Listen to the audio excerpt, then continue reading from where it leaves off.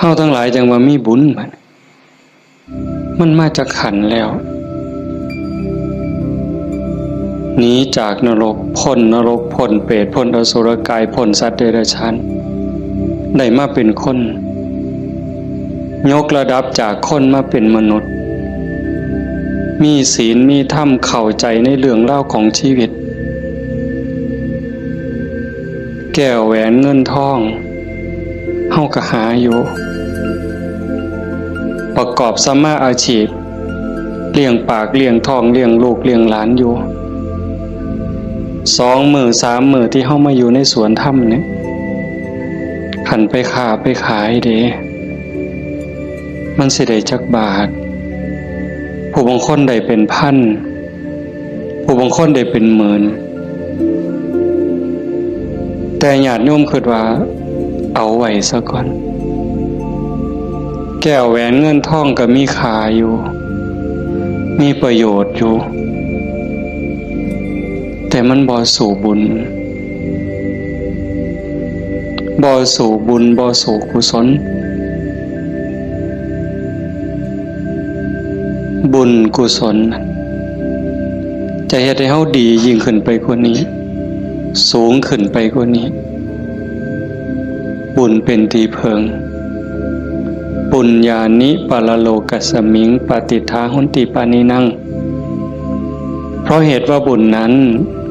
เป็นที่พึ่งของสัตว์ทั้งหลายในโลกหน้าพร้อมทั้งโลกต่อไปเพิงได้ตั้งแต่วินาทีนี้ตั้งแต่วินาทีที่เฮ็ดบุญก็เอากายเอาวาจาเอาใจนี่เฮ็ดบาปก็เอากายวาจาใจนี่เฮ็ด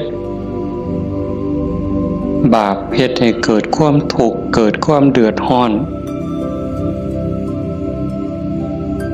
คันแม่นเฮ็ดบาปดูๆเฮ็ดบาปบ่อยๆเฮ็ดบาปหลายๆถึงในขณะที่เฮ็ดมันสิม่วนมันสิสะใจก็ตามแต่จากมื้อหนึ่งเวลาหนึ่งมันจะเดือดร้อนในข้าวที่มันลุ่มหลงมันก็บ่ย้านหยังดอกอย่างคนไปรักของเขาคนฆ่าเขาเนี่ยฆ่าสัตว์ลักทรัพย์ประพฤติผิดในกามล่วงเกินลูกหลานสามีภรรยาผู้อื่นนอกใจผัวเมียเจ้าของก็แล้วแต่ขี่ตัวใส่หลายป้ายสียุโยงให้แตกเหล่าสามัคคีตอนเฮ็ดตอนทำตอนกำลังมั่วเมาอยู่นี่ก็บ่ย้านหยังก็คิดว่ามันบ่มีผลแต่บัดฮอดเวลาหนึ่งมันจะเกิดความเศร้าหมองเกิดความย้านแต่มาว่าทุกคนเนี่ยแม่นสิปากคำเว้ายืนยันนักแน่นว่าบ่เชื่อดอกว่าบาปมีบุญมีชาติหน้าชาติก่อนนรกสวรรค์บ่มีดอกนั่นก็เว้าแต่ปากซ่อมมึงโหลดใครมีคนแนวนั้นอยู่ไกลเฮาปากว่าบ่ย้านแต่ว่าใจส่วนลึกเนี่ยมันยังมีอยู่วันๆอยู่คือกันบัดยามเจ็บยามไข้เฮายามที่บาปกรรมมันตามท่านตกทุกข์ได้ยากลำบากลำบนตอนนั้นสิกระวนกระวายเป็นทุกข์ตั้งแต่ยังมีชีวิตอยู่แต่ขันคนที่เชื่อมั่นอยู่แล้วว่าบาปมีบุญมีชาติหน้าชาติก่อนนรกสวรรค์มีขันเผลอไปเฮ็ดบาปปั๊บด้วยความคิดไม่ออกนี่เคยเป็นคิดบ่ดีบ่งามกับพ่อกับแม่กับครูบาอาจารย์พา2 องค์เจ้าเพียงแค่ความคิดแป๊บนิดเดียวเศร้าหมองเดือดร้อนทันทีเห็นบ่บ่ได้โดนเลยเด้อากาลิโกเลยเด้เกิดทุกข์เกิดเดือดร้อนทันทีบาปคือความทุกข์คือเครื่องเดือดร้อนในปัจจุบันส่งผลไปเรื่อยๆขันกำลังบาปมันแห้งมันยังส่งผลอยู่เจ็บไข้ไก่ล้มไก่ตายมันก็หลอกหลอนพาจิตตกไปสู่อบายนักสุดลงสู่นรก เบาลงมาเป็นเปรตอสุรกายเบาอีกเป็นสัตว์เดรัจฉานใส่บาปใส่กรรมอยู่นั่นเบาบางแล้วเมื่อเวลากลับมาเกิดเป็นคนอีกเถื่อเศษบาปตามมาพิการหูหนวกตั้งแต่เกิดผู้บางคนตาบอดตั้งแต่เกิดผู้บางคนอวัยวะบ่สมส่วนผู้บางคนอวัยวะครบคือหมูตีนครบมือครบแข้งขาครบแต่ว่าขี้ร้ายโยมว่ามันถูกซ้ำใดเห็นหมูเขางามเจ้าของก็นั่งเศร้าซองก็โจกงามเลยจะเป็นอุกจะเป็นอังลังเถื่อก็หน้าตาดีดีแต่พิการมันมีแนวเหตุในกลุ่มใจทุกข์ใจอยู่หั่นบ้านเมืองเขามีมือ10 นิ้วมือ10 นิ้วเจ้าของพันมี9เป็นตะยูว่าบัดนี้ไหว้พระย่ามใดก็จักสิเสียงจักสิเฮ็ดจังได๋ขาดก็บ่ดีคันเกินมา11 นิ้วแล้วบัดนี้สิ่งเหล่านี้เป็นผลของบาปที่ตามมาเล็กๆนะคำแม่นว่าอวัยวะก็คือหมู่อยู่หน้าตาก็พ่อไปวัดไปว่าก็บ่พอสิอายคนปานใดแต่ว่าทุกข์ล่ะเฮ็ดเวียกปานไฟไหม้มือไหม้ตีนคำบ่ได้ยืนขึ้นบ่ได้อยู่แต่บ่พออยู่พอกินจักเถื่อเอาขันหาอีกแนวนึงดีละพ่ออยู่พ่อกินหน้าตาก็พ่อไปวัดไปว่าแต่ว่าได้ผัวขี่เหล่าเป็นจังไดขันสิป้ามันก็หักอยู่ได้เมียปล่อยเก่งบัดนี้เป็นจังไดเจ้าพ่ออยู่บ่บัดนี้ก็ยังว่าคู่กรรมคู่เวรเอาให้อีกก็ได้ผัวก็ดีดีเมียก็ดีดีบอกกันอ้อมแอมอ้อมแอมปานเทวดาแต่ว่าลูกปานผีบัดนี้ผ่านมันอย่างเดียวนอนก็บ่หลับกลางเว้นก็เป็นทุกข์กลางคืนก็เป็นทุกข์คิดอยากแต่น้ำลูกชายก็พอแห้งแล้วลูกสาวก็พอแห้งแล้วนั่นคือผลบาปแต่บุญล่ะบุญเป็นสื่อของความสุขเป็นสื่อของความดีความงามนำมาซึ่งความเจริญในขณะที่เฮ็ดปั๊บเฮ็ดบาปก็เอากายวาจาใจเฮ็ดบุญก็เอากายเอาวาจาใจนี่เฮ็ดแต่ว่าบุญเฮ็ดแล้วมีความสุขบ่ต้องรอชาติหน้ายังไม่ออกมาในสวนธรรมกราบพระปั๊บบ่แม่นกราบตามธรรมเนียมเนี่ยกราบด้วยความเข้าใจว่าเฮากราบพระรัตนตรัยพระพุทธเจ้าพระธรรมพระสงฆ์พระพุทธะนี่อยู่ในใจกราบลงไปโดยสำนึกขึ้นขององค์สมเด็จพระบรมศาสดามันเกิดความอิ่มใจเกิดปีติสิสังเกตไม่ออกสังเกตเจ้าของอยู่ว่าเวลาเฮานั่งสมาธิเนี่ยคือภาคค่ำเนี่ยแหละภาคแรงเนี่ย5 โมงแรง6 โมงแรงนั่งสมาธินิ่งๆหอดเวลาทำวัดบัดคู่เข่าขึ้นกราบงามๆนิ่มนวลคือกราบไปบนหลังพระบาทของพระพุทธเจ้ากราบลงไปบนหลังตีนเอาภาษาเฮาเอาหน้าผากแตะลงไปบนหลังตีนของพระพุทธเจ้ากราบ3 เทื่อแล้วเงยขึ้นประนมมืออะระหังสัมมาสัมพุทโธภะคะวาพระผู้มีพระภาคเจ้าเป็นพระอรหันต์ดับเพลิงกิเลสเพลิงทุกข์สิ้นเชิงตรัสรู้ชอบได้โดยพ ระองค์เองโอ้สำนี่มันอิ่มน้ำตาไหลอ่อนซ่อนเจ้าของอิ่มใจภูมิใจเด้ทั้งเถื่อเฮาบ่ต้องเว้าคิดซื่อๆนั่งสมาธินิ่งๆทบทวนพระพุทธเจ้าเพิ่นเป็นไผมาจากไสเฮ็ดจังได๋ได้เป็นพระพุทธเจ้าบุกบั่นฝ่าฟันเสียสละหยังมาแน่กลัวได้เป็นพระพุทธเจ้า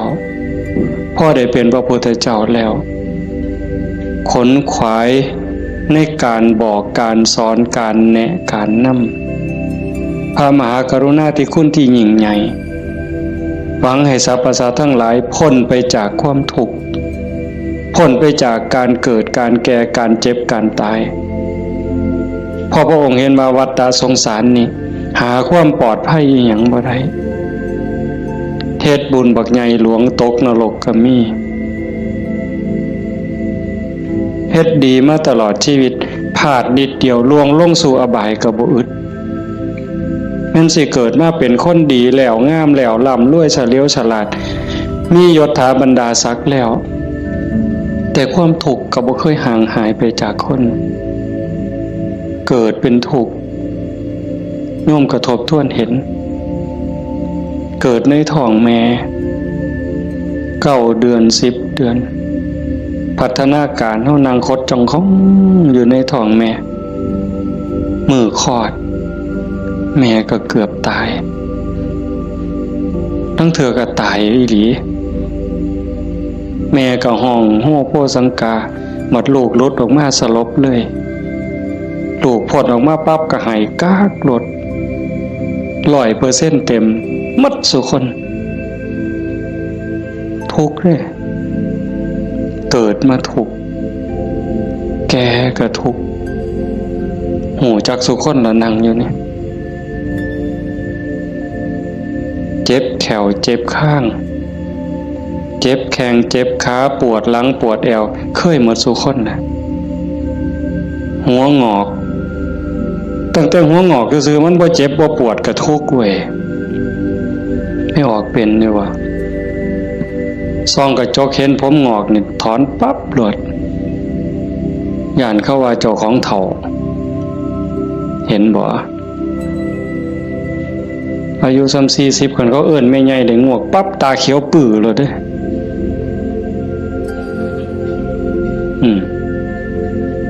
แต่คันอายุ60เขาเอิ้น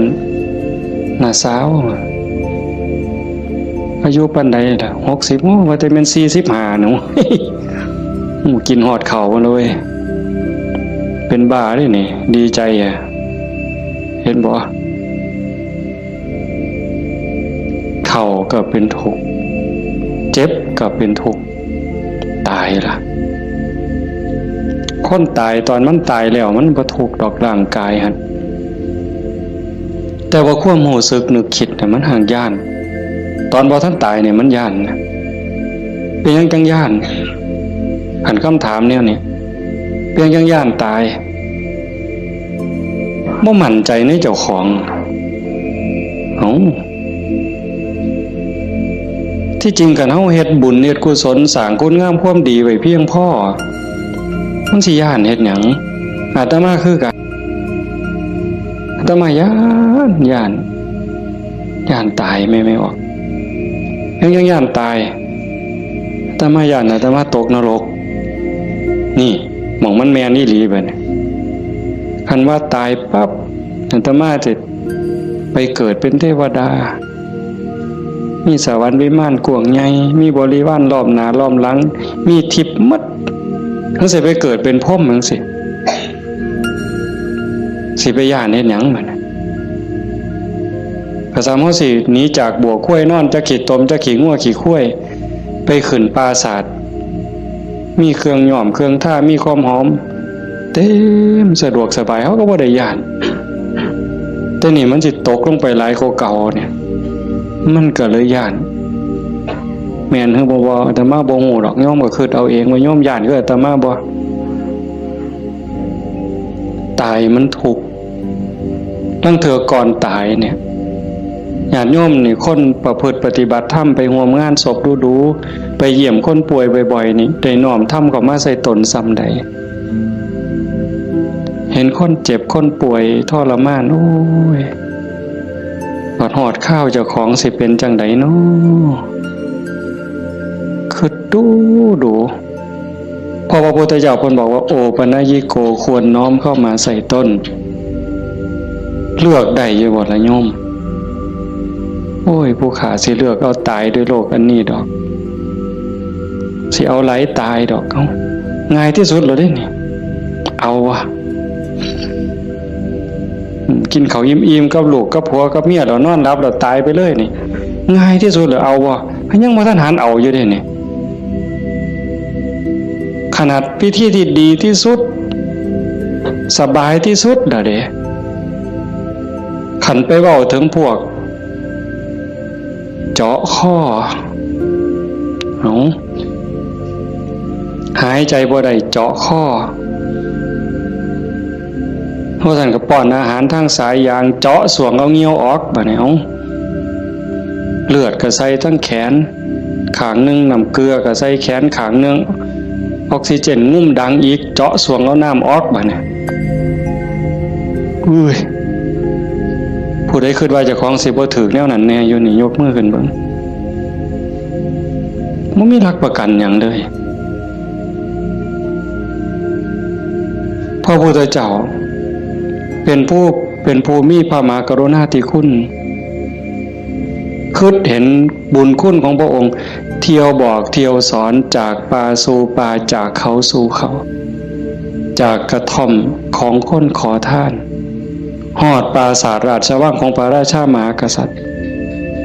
คิดเห็นบุญคุณของพระองค์จังสีเฮาได้มาเฮ็ดนำทำตามมันเป็นบุญแน่ๆคิดพ่อคิดเห็นนั่งสมาธิพิจารณาไปเกิดอิ่มใจพอใจสุขใจเดียวนี้คิดเบิ่งเจ้าของมันถึงสิเกิดบ้านนอกขอกหน้าบ้านป่าคาดอนบ่ร่ำรวยเป็นแสนเป็นล้านคือเพิ่นแต่ว่าเฮามีวัดมีครูบาอาจารย์มีพี่มีน้องที่รักศีลรักธรรมเฮามีสัมมาทิฏฐิมีความเห็นถูกเห็นตรงตามคำสอนพระพุทธเจ้าอย่างน้อยๆนี่เชื่อว่าบาปมีบุญมีชาติหน้าชาติก่อนนรกสวรรค์มีเฮ็ดดีก็ย่อมได้รับผลดีเฮ็ดชั่วก็ย่อมได้รับผลชั่วพระพุทธศาสนาสอนเรื่องเหตุเรื่องปัจจัยเพราะสิ่งนี้มีสิ่งนี้จึงมีหวานพืชจังไดก็ได้ผลจังซั่นผ่อนซ่อนเจ้าของภูมิใจในเจ้าของแม่นสิเกิดบ้านนอกคอกหน้าทุกข์ยากปากหมองบ่ร่ำบ่รวยบ่สวยบ่งามแต่เฮามีโอกาสได้เข้าวัดได้มีโอกาสปฏิบัติธรรมเป็นผู้บ่ประมาทได้ยินเสียงปากเสียงเว้าของครูบาอาจารย์น้อมนำลงสู่การประพฤติปฏิบัติซ้ำนี่เฮากับพ่อแห้งอ่ะเนี่ยโยมเป็นบุญล่ะเด้นี่เกิดปีติเกิดความอิ่มใจแล้วก็ตั้งตนในความบ่ประมาทอีกอันนี้หมายถึงบุญเฮ็ดปั๊บก็เกิดความสุขใจอิ่มใจปั๊บขันเฮ็ดเรื่อยๆเฮ็ดบ่อยๆเฮ็ดดูจิตนึกตั้งแต่ถึงคุณงามความดีบัดเจ็บบัดป่วยบัดไข้บัดหนาวบัดสิลมสิตายนิมิตที่มันดีมันงามนำพาดวงจิตดับปุ๊บไปสู่สุคติขันมันเฮ็ดดูอันนี้หมายถึงดีเด้ให้ท่านรักษาศีลเจริญภาวนาเลี้ยงพ่อเลี้ยงแม่เขาวัดเขาว่าสร้างน้ำทำบุญมีจิตเอื้อเฟื้อเกื้อกูลนะขันมันเฮ็ดดูบ่อยๆจิตมันเที่ยวทางนี้ดูอั่นดอกมันก็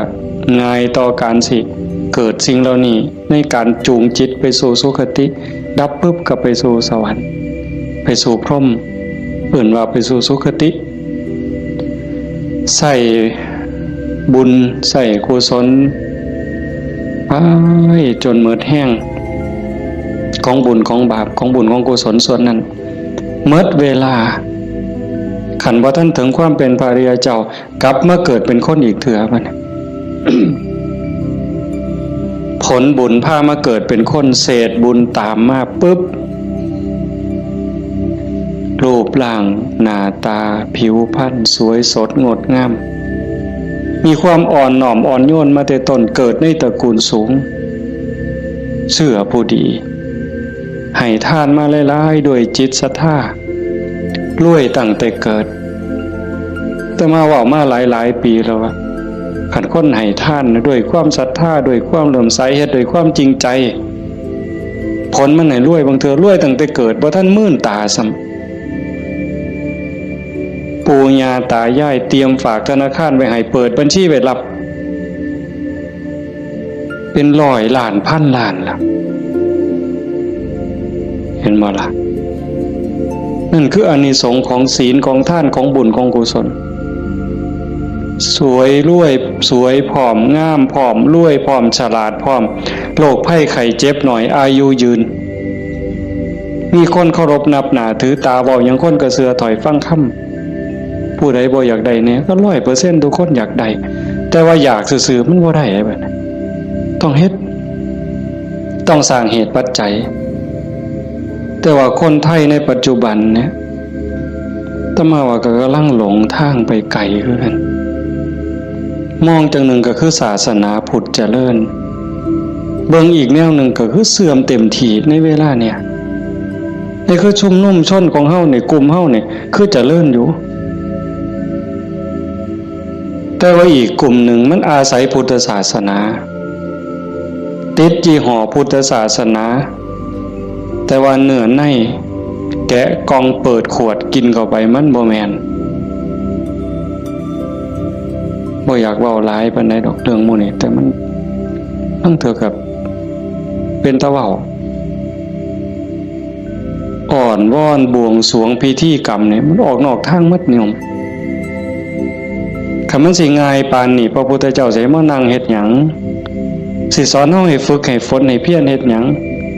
ครูบาอาจารย์หลวงปู่หมั่นหลวงปู่ชาเอาชีวิตเกือบบ่รอดก็สั่นก็ครึ่งฝ่ายแล้วก็มาผูกหัวเจ้าของก็สวดซะทีล่ะอิติปิโส1,800,000ก็ได้ตัวให้มันหอเวินกิเลสคูโคบเอาโลดติล่ะมันแม่นบ่ล่ะกระแสนี่กำลังแห้งไม่ออกกระแสนี่กำลังหลายนั่งเถื่อกับเงินนี่เป็นตัวตั้งบ่ได้ตั้งใจดอกแต่ขี่รถมาได้ยินไหม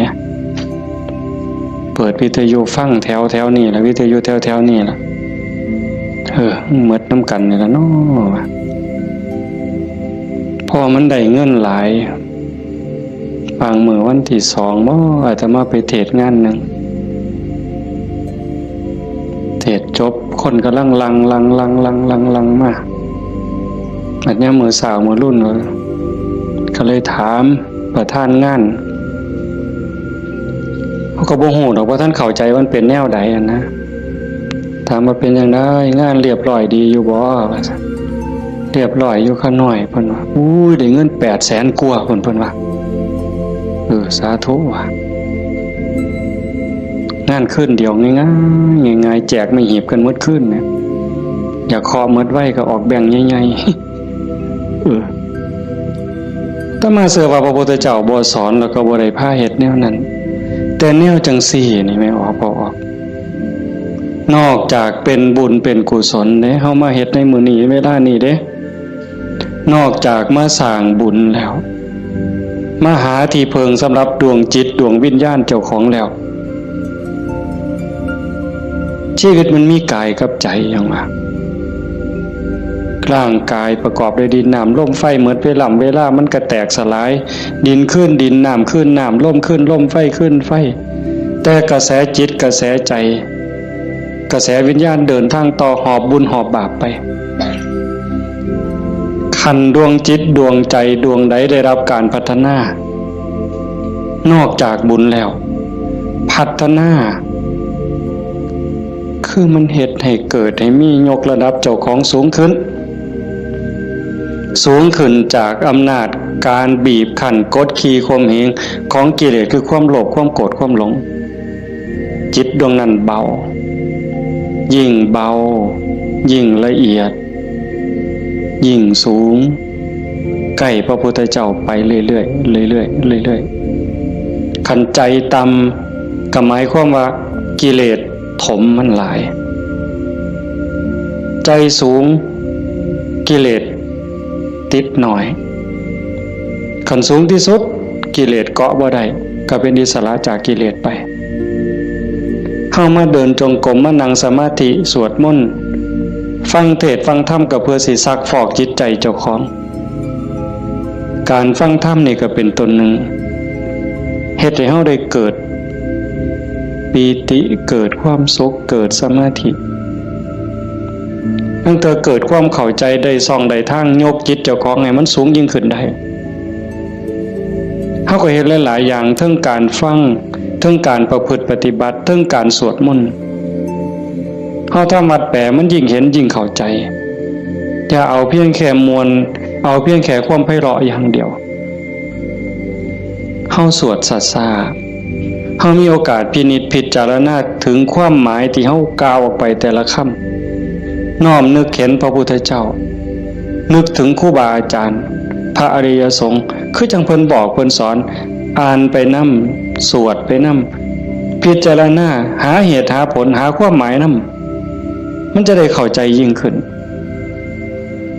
คันเฮาคิดจังสี่คือโยมพอออกผู้เป็นเจ้าภาพนี่เป็นตะเงิดคนอีหลีเด้อาตมาเห็นอาจจะเห็นมาหลายแต่จื้อได้นี่เป็นรายที่2ผู้หนึ่งโยมเพื่อสังขะจังหวัดสุรินทร์เฮ็ดแรกๆเนี่ยเฮ็ดเป็นรีสอร์ทเฮ็ดสวนนี่เป็นรีสอร์ทมีบ้านพักเอาไปเอามาไปปฏิบัติธรรมดูเขาก็คือสิบ่ต่างกับเจ้าภาพเฮาใจตกลงไปในกระแสธรรมหักศีลหักธรรมมั่นใจแล้วว่าอันใดสิเป็นที่เพิงของชีวิตอันใดสิเป็นสมบัติควรสิถือออกจากโลกนี้ก็ค่อยๆเปลี่ยนบัดจากรีสอร์ทจากบ้านพักนัดพี่นัดน้องไปร่วมปฏิบัติจากกลุ่มก่อนเล็กๆจัดประกาศงานบักใหญ่มีงานปฏิบัติธรรมมาหลายปีตั้งสถานีวิทยุคือกันเลย2 ปีที่ผ่านมาหลังเนี่ยจัดงานปริวาสโยมได้ไหนไม่ออกได้ไหนเอาสวนเจ้าของจัดเป็นงานปฏิบัติธรรมเอานิมนต์พระมาเข้าอยู่ปริวาสกรรมญาติโยมไม่ออกชาวบ้านกับมาร่วมปฏิบัตินำกับพ่อๆกันนี่แหละครับเฮาแต่เพิ่นก็มีพระเสริมเข้ามานี่คือมั่นใจแล้วว่าสิ่งที่สิถือออกจากโลกนี้นอกจากบุญกุศลคุณงามความดียังมีโอกาสได้คัดเกลาจิตใจยกระดับจิตวิญญาณเจ้าของให้สูงขึ้นให้มันสูงขึ้นจากอำนาจของความโลภความโกรธความหลงความอิจฉาริษยาอาฆาตพยาบาทจองเว้นหน่อยเนื้อต่ำใจบุญยังบ่ท่านปลอดภัยปานใดเลยดีอยู่แต่บ่ท่านปลอดภัยเพราะว่าคำสอนของศาสนาญาติโยมก็ได้ยินอยู่แล้วหลายๆมื้อเฮาก็ทำวัดอยู่ประจำละชั่วประพฤติดีเห็นบ่ละชั่วประพฤติดีทำจิตให้บริสุทธิ์ตัวจิตบริสุทธิ์นี่จึงเป็นพุทธศาสนาละชั่วมาเฮ็ดดีนี่มันยังบ่ทันฮอดพุทธศาสนาแต่มันเป็นหลักสากลของโลกของจักรวาลผู้ใดเขาก็สอนกันแบบนี้ญาติโยมก็ลองพิจารณาว่าชีวิตเฮาที่เหลืออยู่เนี่ยเฮาสิเฮ็ดจังได๋จังสิใกล้พระพุทธเจ้าใกล้หลักธรรมเข้าไปที่สุดจากชั่วมาถึงดี จากดีไปถึงว่างจากชั่วมาถึงดีจากดีไปถึงว่างตัวทางสายกลางเนี่ยเฮาเดินจงกรมเฮานั่งสมาธิแน่ๆแล้วเฮานั่งเอาบุญแต่ว่าเหนือกว่านั้นเด้การพัฒนาการยกระดับจิตโยมก็ต้องเบิ่งนำเพราะว่าธรรมะคำสั่งสอนของพระพุทธเจ้ามันปฏิบัติได้บ่จำกัดการสวากขาโตภควตาธัมโมพระธรรมเป็นสิ่งที่พระผู้มีพระภาคเจ้าตรัสไว้ดีแล้วเฮาสวดมนต์ว่าจังซี่ดีนี่หมายความว่าจังได๋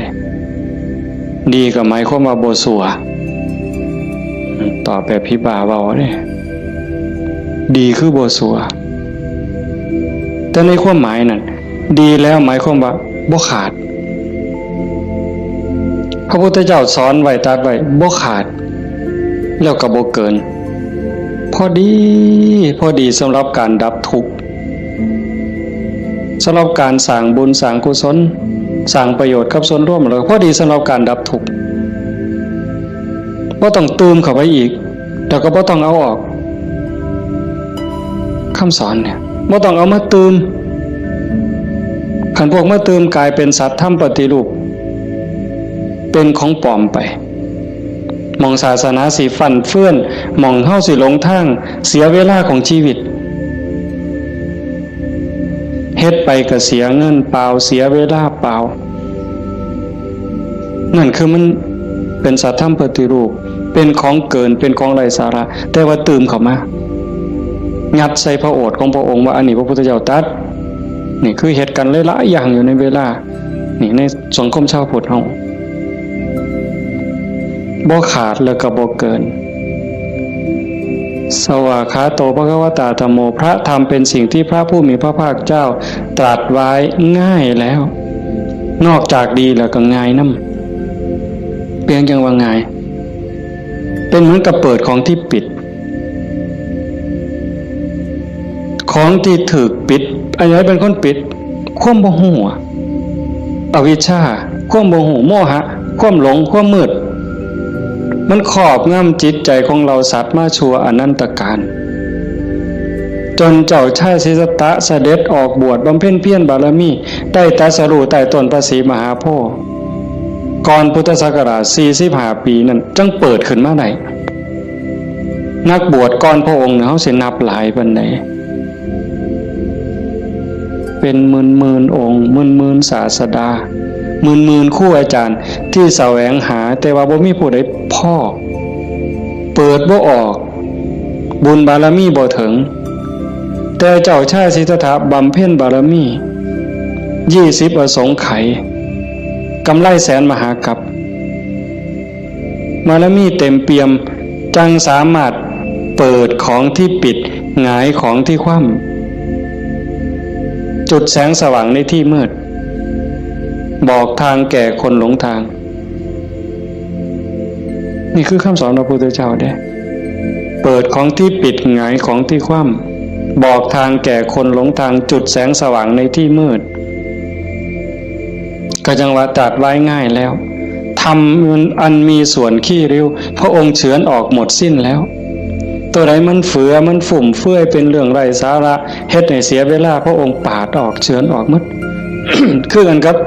ใบใหม่เมิดป่าแต่พระองค์นำมาสอนซ้ำกับกำใหม่ในมือใบใหม่ในกำมือเนี่ยม่วนหลายมันบ่เป็นประโยชน์บ่เป็นไปเพื่อการดับทุกข์มันอาจเสียหลายคือกับใบใหม่ในป่าสูตรนั่นสูตรนี่สูตรยารักษาโรคสูตรสะเดาะเคราะห์ต่อชะตายังก็สิบอกกันทุกซุมื้อเสริมดวงเสริมมงคลนั่นก็แล้วแต่วิชาที่มันบ่เป็นไปตรงไปเพื่อความดับทุกข์พระองค์บ่เอามาสอนเฉือนออกบ่เอามาเว้าถือเป็นเรื่องไร้สาระเป็นหยังจังเอาแต่สิ่งที่มันเป็นประโยชน์ล้วนๆเอาแต่แก่นเพราะว่าวันเวลาของชีวิตเฮาบ่พอโยมชีวิตหนึ่งๆเฮาบ่พอสำหรับการจะปลดเปลื้องกิเลสออกจากใจเป็นเรื่องรีบด่วนวันเวลาของชีวิตเฮามันบ่ถึง100 ปีจะคนเนี่ยเห็นบ่เบิ่งดีๆเด้ เฮาเกิดได้อยู่ในโลกนี่มันบ่เกิน100 ปี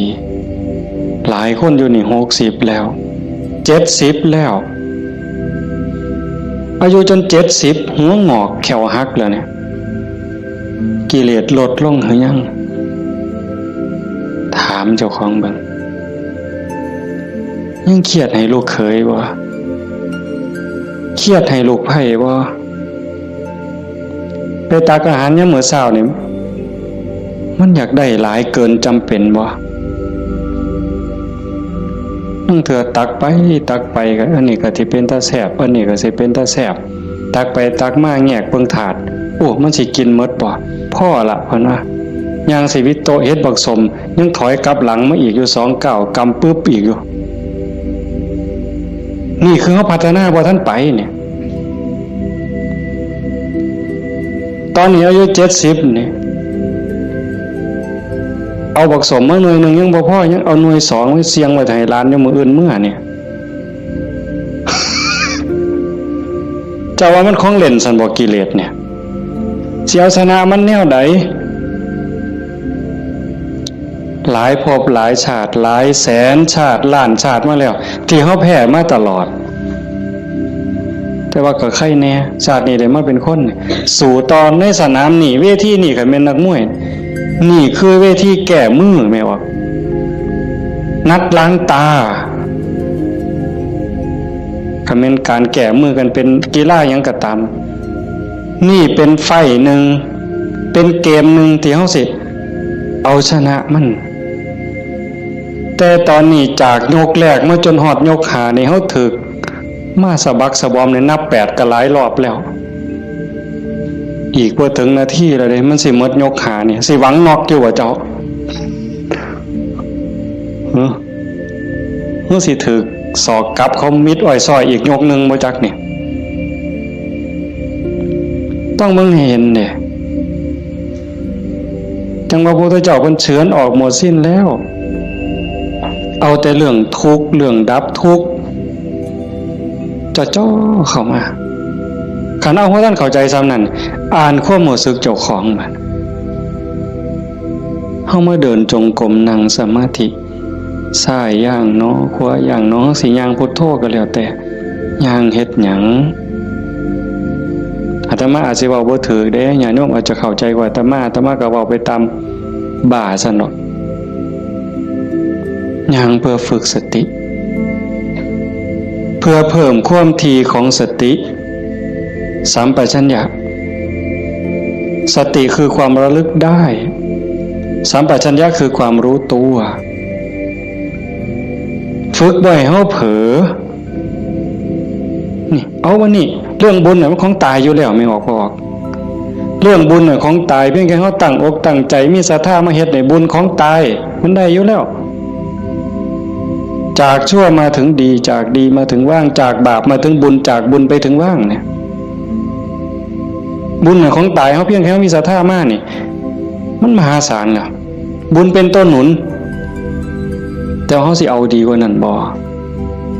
คันเจ้าดีกว่านั้นทุกอย่างก้าวที่เฮาย่างซ้ายหูว่าซ้ายขวาหูว่าขวาคันสิเอาขวาพูดซ้ายโทก็ให้ฮู้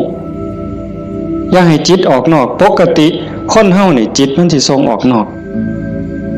ย้อนไปอดีตบ้างมื้อวานมื้อก่อนปีกาย10 ปีก่อนยังเอามาคิดดีบ่ดีก็ให้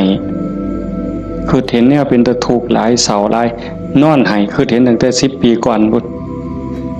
อันนี้ก็บ่แม่นคิดไปคิดมาเห็นตั้งแต่อดีตได้ตามใจเฮ็ดอันนั้นก็แม่นหมดแน่นหมดถูกใจเจ้าของหมดนอนหัวยุ่มอยู่อันนี้ก็บ้าบ่แม่นคันบ่อยู่กับอดีตบ่นี่พูดอนาคตมื้ออื่นมื้อนี้ผู้เขาหดบ่นอพุ่นย่านผู้เหี่ยวมึงได้ล่ะอีหล่าหลานน้อยมันสิคิดฮอดแม่ใหญ่มันบ่นอ ไปดอกเด้อันนั้นอันนี้มันสิได้เป็นจังซี่บ่เกิดความวิตกกังวลไปข้างหน้าอันนี้ก็บ่แม่น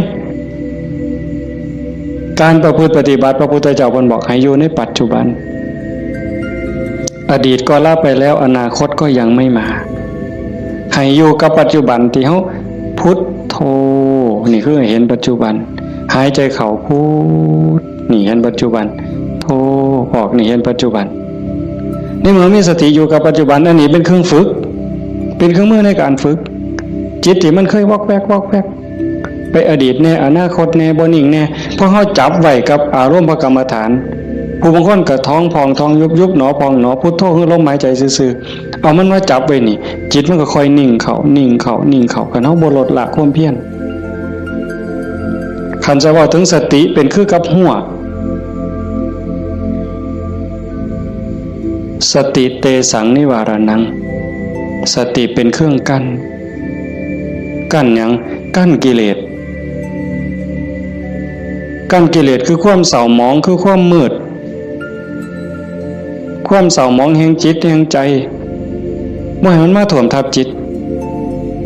ก็คือฝึกจังซี่คันสมมุติว่าสติเป็นเครื่องหัวเป็นหลักหัวมื้อนึงคือถอดพุทโธเทื่อนึงขาดบ่เนี่ยเมื่อมือคือถอดพุทโธได้เทื่อนึง2เทื่อ10เทื่อ100เทื่อก็ยังว่าห่างคันมันเป็นหลักหัวนี่ลมหอดสร้างคันสมมุติว่าเฮ็ดให้เฮ็ดหน้านี่บ่ว่าแต่งัวเขาสิมากินดอกกล้วยสิมากินดอกลมหอดสร้างหัวมันห่างเห็นมั้ยมื้อนี้เฮาฝึกดูๆมาเพียรปฏิบัตินี่ฝังหลักทีเขาแต่ก่อนมันห่างเป็น 2-3 เมตรสร้างเขาได้มื้อนี้ปักเขาไปกลางกึบเหลืออยู่เม็ดครึ่งสร้างเขาบ่ล้มเนี่ยแต่ว่ากล้วยเขาได้เด้ฝึกเขาไปอีกเพี้ยนไปอีกพยายามเขาไปอีกฟักกึกเขาไปอีกจากเม็ดเคิงเหลือ75เส้นจบคุ้ยเขาบ่ได้งัวเขาบ่ได้แต่ว่าหมูอาจสิเขาได้เด้ดุดมุนได้เสียบเข้ากลางกึบเหลือ30กว่าเส้นหมูเขาบ่ได้แต่หมาเขาได้มันเพี้ยนเขาไปอีกซับเข้ากลางจาก30กว่าเหลืออยู่20 15ขึ้นไปหา20เสียบเข้าไปอีกเหลืออยู่10กว่าเส้นบัดแล้วไก่ก็เขาบ่ได้เสียบเข้าไปอีกไก่เขาบ่ได้กบอาจสิเขาได้ที่เขาอีกกบเขาบ่ได้เขียดโม่เขาได้ที่เขาอีกเขียดโม่เขาบ่ได้เขาได้แต่เขียดแค่หน้าสติเฮาคือกันสติสัมปชัญญะฝึกบ่อยๆฝึกดูๆเห็นดูๆหูดูๆมันก็จะเป็นความชำนิชำนาญความระลึกรู้ระลึกเห็นบ่อยๆเกิดขึ้นอยู่ในปัจจุบันบ่อยๆบ่ได้แวบไปสู่อดีตบ่ได้แวบไปสู่อนาคตเกิดความตั้งมั่นเกิดความมั่นคงสติสัมปชัญญะสมาธิความตั้งมั่นได้บัดสมาธิคือความตั้งมั่นแห่งจิตบ่วอกแวกปัญญารอบรู้ในกองสังขารที่มันมาหลอกจิตสังขารกลางกายก็อีกอย่างนึงสังขารคือจิตใจก็อีกอย่างนึงกายนั่งนิ่งแต่ว่าจิตมันคิดไปทั่วทิพย์ทั่วแดนในเมื่อหูจักเรื่อยๆหูจักบ่อยๆพยายามผูกมันไว้คอยตะล่อมจิตมันคือลิงเพิ่นยังว่าผูกไว้คือผูกลิงใส่หลักสติเป็นเหมือนกับเชือกองค์ภาวนาเป็นคือกับหลักมันสิดื้อปานใดลิงมันดื้อไปโลดมันไปบ่ได้จักหน่อยมันก็ล่ามันก็ซ่าลงจักหน่อยก็นั่งจิตเฮาคือกันเฮาบ่เครียดดอกมันไปก็ปล่อยมันไประลึกได้ปั๊บก็กลับมาใหม่ระลึกได้ปั๊บกลับมาใหม่ดูเขามันก็มีทางมันก็เป็นความชินของมันอยู่จักหน่อยก็นิ่งได้พอแต่มันนิ่งมันอิ่มแน่ไม่ออกก็สิเคยเห็นหลายคนนั่นล่ะเก่งกว่าแต่มาล่ะนั่งอยู่นี่ซ้อมเบิ่งเนี่ย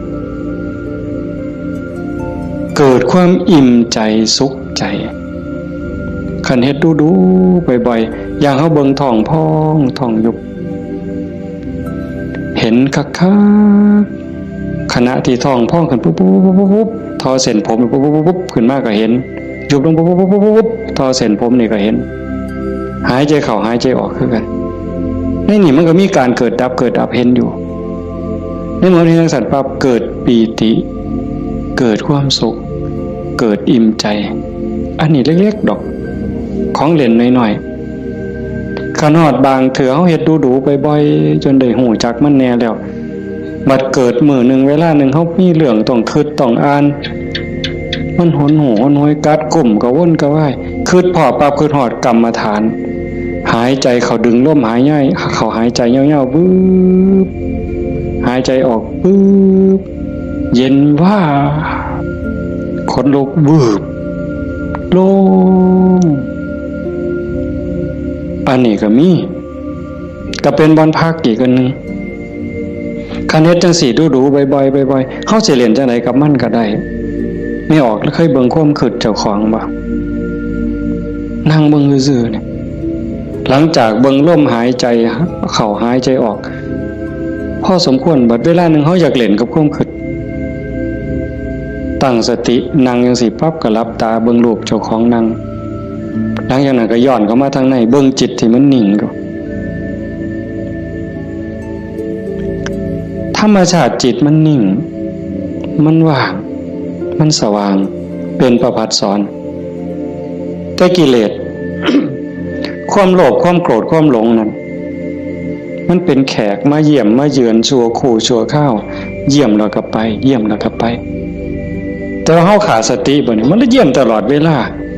มาทางตาแน่ทางหูแน่ทางจมูกแน่ทางลิ้นแน่ทางกายแน่รับหูรับตาไว้ก็มาทางใจคิดอยู่ตลอดนี่คือแขกในเมื่อแขกมาเยี่ยมดูจิตใจอ่อนล้าเจ้าของบ้านบ่ได้พักข้าแต่ตอนรับแขก ไม่ว่าเคยเป็นบ่ล่ะสมมุติว่าเป็นเฮาเนี่ยนะเดี๋ยวกับผู้นั้นมาผู้นี้มาต้อนรับอยู่หมดมื้อหมดเว้นหาข้าวหาน้ำให้อยู่ให้กินคอยเว้าคอยจาทักทายปราศัยเมื่อยเนี่ยคนบ่ได้พักก็เมื่อยก็ล้าใจบ่ได้พักก็คือกัน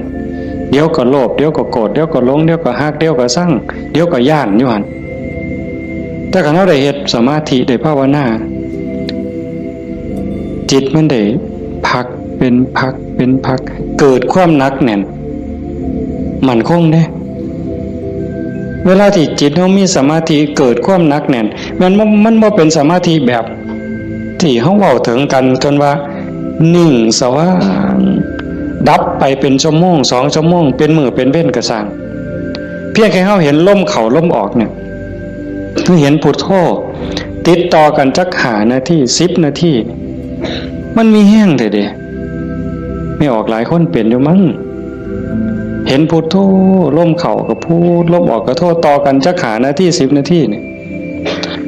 มันเกิดความมั่นคงในใจใครแม่นกกเสานี่ก็ซ้ำเสาปูนแล้วอยู่บ่ติงเด้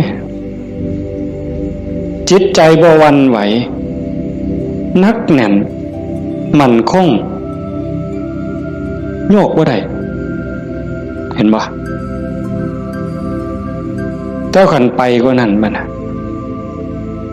อ่านเบิ่งความคิดปั๊บหูปั๊บคิดปั๊บหูปั๊บ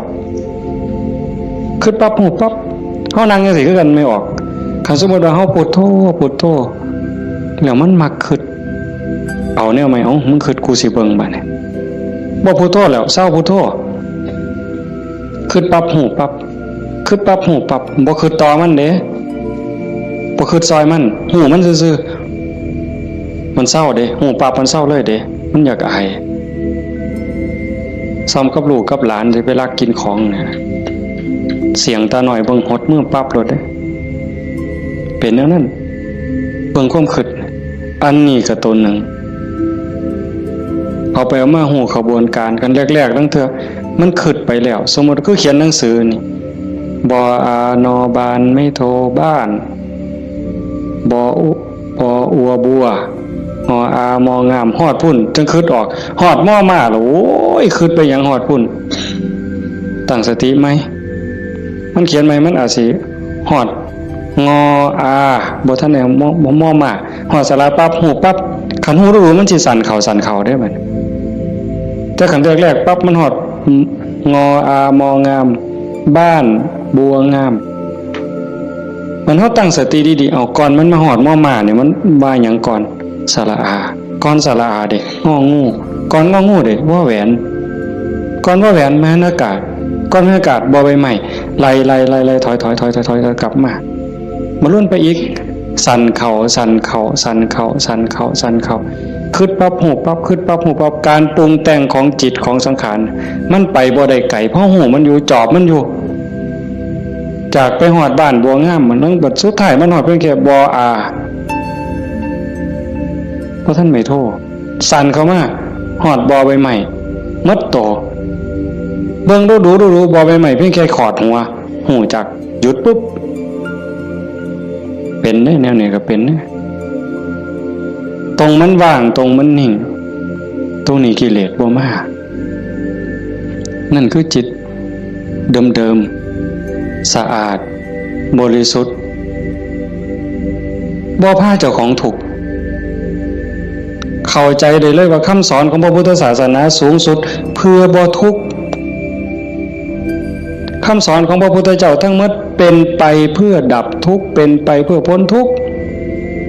จังว่าความว่างจากความยึดมั่นในความเป็นตัวเป็นตนในสิ่งที่ใดที่มีที่เป็นเฮาประพฤติปฏิบัติจังสี่คือกันเดินจงกรมนั่งสมาธิเพื่อเจริญสติสัมปชัญญะปัญญาสมาธิให้มันหูเท่าทันในเมื่อกิเลสเกิดมากระทบ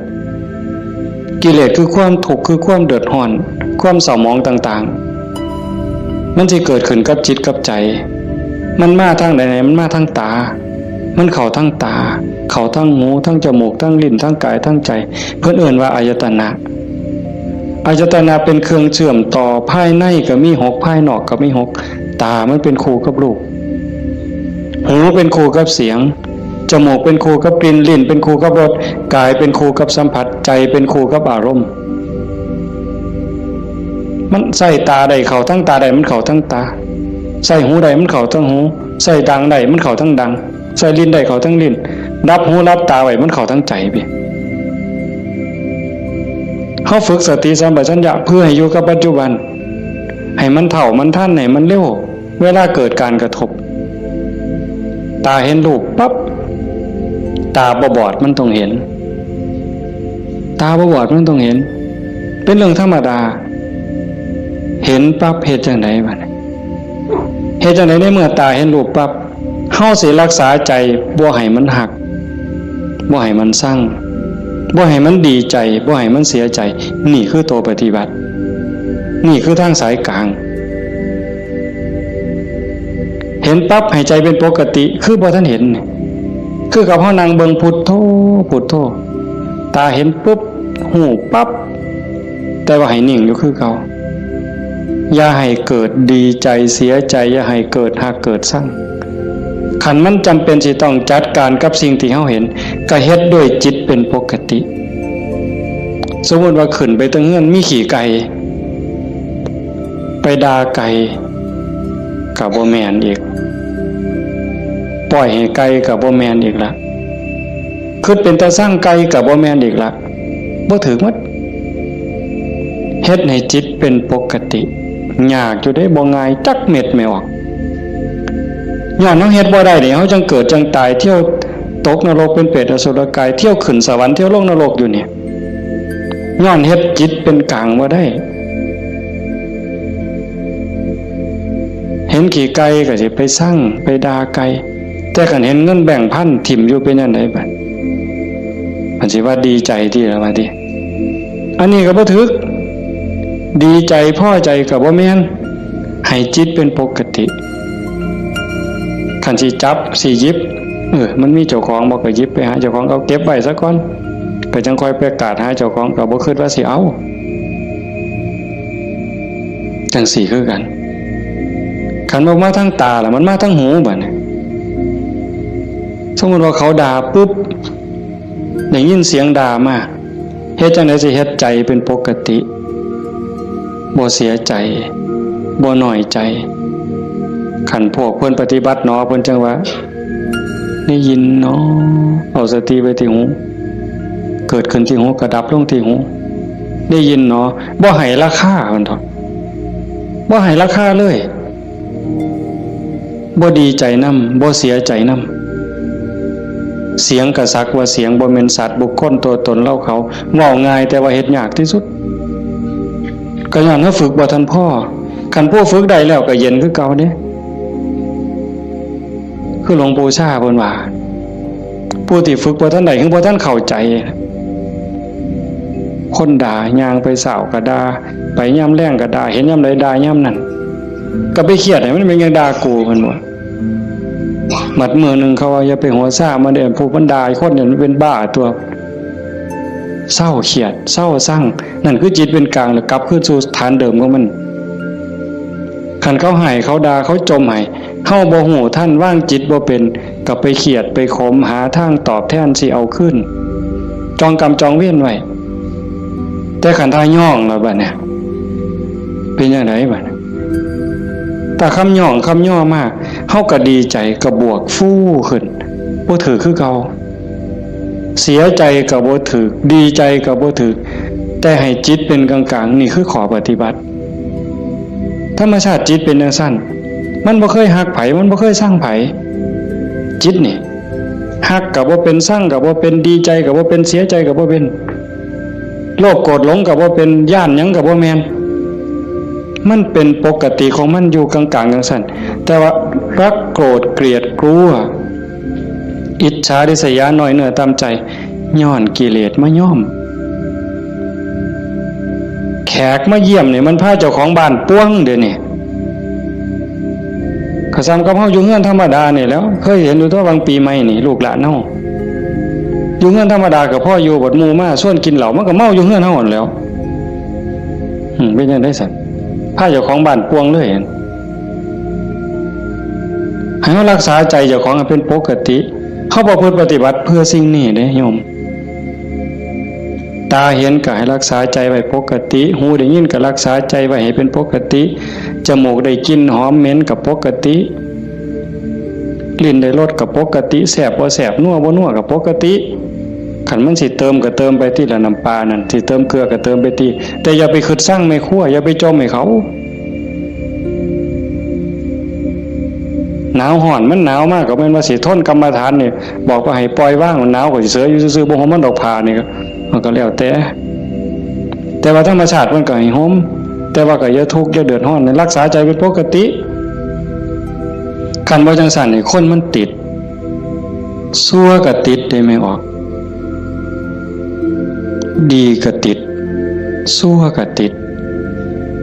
แม่นบ่หมู่เจ้าว่าเมื่อไปสิเถียงสมมุติว่าตาเนี่ยมันก็บ่แม่นว่ามันสิมักแต่ของถูกใจมันเด้มันได้สิถูกตาแล้วมักเบิ่งได้สมมุติว่าเห็นผู้สาวเห็นผู้บ่าวเห็นคนงามที่เฮาพอใจบ่แม่นเฮาสิเบิ่งแต่คนที่เฮาพอใจเด้เฮาเดียวก็เหลียวเบิ่งก็ดีใจโอ้ยงามเนาะโอ้ยพอใจเนาะบ่แม่นแต่จังซั่นอันคนผู้เฮาสร้างนี่ไม่ออกเคยเป็นบ่โอ้ยจังมันกูสร้างปานตาสิแตกเพิ่นว่าสร้างปานตาสิแตกแต่ว่าแม่นเบิ่งบ่เศร้าแนวเคยเป็นบ่หมู่เจ้าบ้าหรือดีซั่นคันมันเป็นตาสร้างกูบ่อยากเห็นก็อย่าไปเบิ่งอีกติล่ะเพียงจังเบิ่งบ่เศร้าซั่นเห็นบ่นี่คือมันโง่อาตมาผู้หนึ่งละโง่แนวเนี้ยผู้ใดเศร้าโง่เนี่ยสาธุนำเด้อว่ามันเป็นตาสร้างยังไปเหลียวเบิ่งดูอยู่เอ้าดังบ่เนี่ยทั้งจมูกเนี่ยกับมันเราคนมักหอมติดหอมอย่างเดียวได้ไม่ออกผู้เจ้าเป็นบ่ติดเหม็นแม่ปลาแดกแม่ปลาแดกเหม็นนี่ฮะว่าปลาแดกหอมเนี่ยตำบักฮวงคือสิแซ่บเพิ่นว่านักเข้าไปกว่านั้นเล็บตีนสักโอ้ยบ้าคือดีกิ่มเล็บตีนสักออกมาเหม็นๆแทนที่สิทิ่มนะดมเว้ยดมเท่านึงก็บ่ว่าเด้ดมเท่าสองอ่ะบ่แล้วแงกหน้าแงกหลังมีผู้เห็นกูบ่เนาะเพิ่นว่าลี่ดมเด้นั่นเมืองอุบลเป็นเลยวะแล้วจะเป็นแต่ศรีสะเกษเอาไว้โอ้ยแทนที่สิเอาถิ่มเนาะแต่มาว่าแงกหน้าแงกหลังเทื่อที่3ที่4บ่มีคนเห็นดมอีกสักเทื่อก่อนจังถิ่มนั่นใส่ว่ามาของหอม ว่างจิตเป็นกลางบ่ได้นี่สติปัญญามันบ่พอเห็นบ่อย่าว่าแต่แสบบ่แสบเลยนัวบ่นัวเลยสัมผัสคือกันเย็นห่อนอ่อนแข็งใจคือกันเนี่ยมันบ่ดีคิดแล้วเฮ็ดเจ้าของเป็นทุกข์คือพ่อเฮ็ดเจ้าของห้องไห้น้ำตาลังน้ำตาไหลก็ยังมีโอกาสนอนมือกายหน้าผากคิดฮอดแล้วก็น้ำตาไหลสะอื้นอยู่ผู้เดียวบ้าคักๆในเด็กคนเนี่ย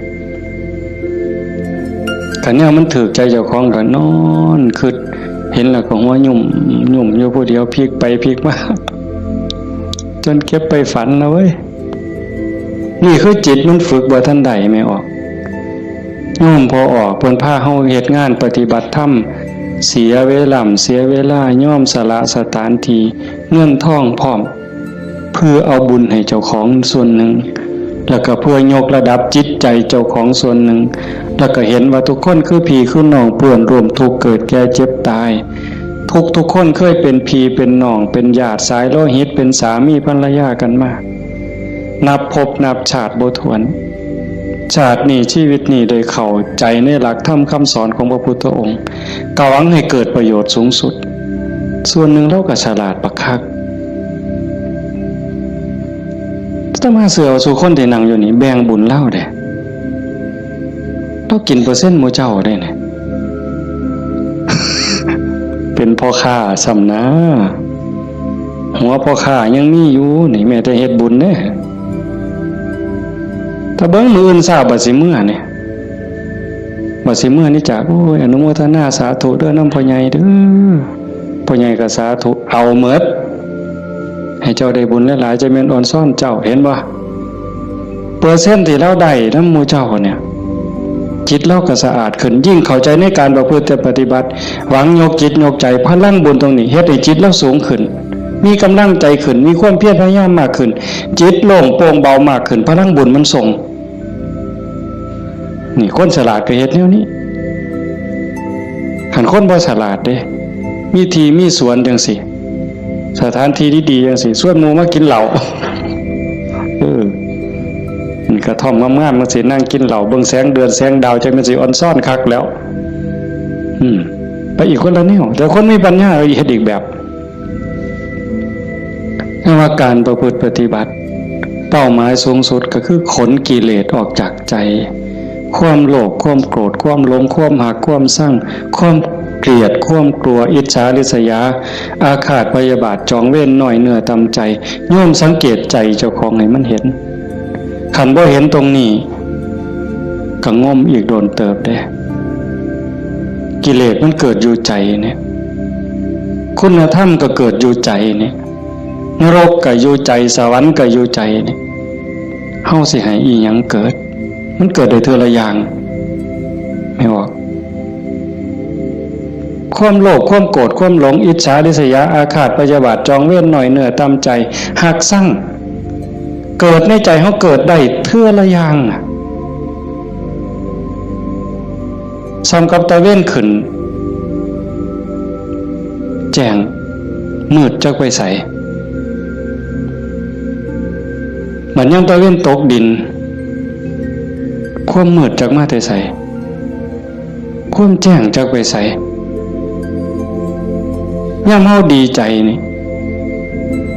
ความเสียใจจักไปใสมิดอ้อยซอยย่ำเฮาสร้างขึ้นมาหักกับมิดอ้อยซอยผัวเจ้าของนี่แล้วเคยเป็นบ่ผัวเจ้าของเมียเจ้าของนี่ฮักปานสิกลืนกินแพงกับแพงแต่บัดย่ำสร้างมาแล้วบ่โธ่หักจักไปใส่จนขากันตายแล้วเว้ยเห็นบ่อยู่น้ำกันจังสิบัดเป็นตาหักเกินมากกับเป็นตาหักบัดเป็นตาสร้างกับเป็นตาสร้างจังว่าใจเฮามันได้เกิดขึ้นได้เทื่อละอย่างแล้วเฮาใส่อีหยังเกิดขึ้นกับใจเฮาบัดผู้มีธรรมก็อยากให้ความดีเกิดความดีใจความภูมิใจจิตที่มีเมตตาต่อกันหวังดีต่อกันอนุโมทนายินดีนำในเมื่อผู้อื่นเขาได้ดียามเมื่อคนอื่นเขาทุกข์ยากลำบากซอยเหลือบ่ได้ก็ให้มีอุเบกขา ให้ถือว่าเป็นกรรมของสัตว์พ่อซอยเรือได้ก็ซอยเรือขันเฮาจอบเบิ่งจังซี่ใจเฮามีอีหยังเกิดขึ้นปั๊บก็ฮู้จักคืออาตมาบอกตอนกลางๆนั่นว่าคิดปั๊บฮู้ปั๊บคิดปั๊บฮู้ปั๊บอันคือเฮ็ดให้มันว่างแต่ขันเฮาจอบเบิ่งมันมีอีหยังเกิดขึ้นก็ฮู้คันมันเป็นเรื่องบ่ดีบ่งามก็บ่ทรงบ่บวกบ่ทรงมันต่อบ่ร่วมคิดกับมันบ่ร่วมขบวนการกับมันเฮาจะเห็นซ่อมเบิ่งกันจากฮู้ว่าเจ้าของเป็นคนแนวใดก็จอบเบิ่งใจเจ้าของนี่เป็นคนขี้อิจฉาบ่เป็นคนขี้โลภบ่เป็นคนขี้โกรธบ่เป็นคนขี้น้อยใจบ่ญาติโยมต้องซ่อมเจ้าของเด้อบัดนี้ผู้เฮ็ดมาแล้วก็สาธุผู้บ่ทันเคยเฮ็ดก็ลองสังเกตเวลามันบ่พอโยมประเด็นสุดท้ายสิเว้านำเนี่ยเวลาของชีวิตเฮาเหลือน้อย